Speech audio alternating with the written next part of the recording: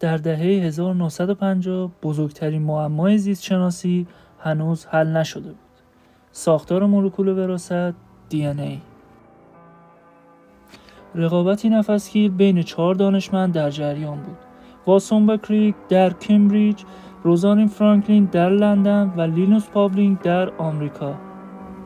روزالین فرانکلین با دقت فوق‌العاده عکس‌های پراش ایکس ری از DNA گرفت.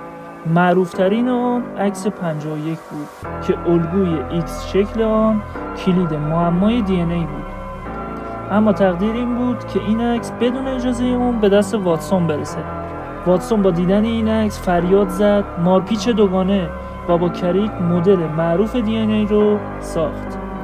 سرانجام در 1953 واتسون و کریک مدل مارپیچ دوگانه DNA رو در مجله نیچر منتشر کرد.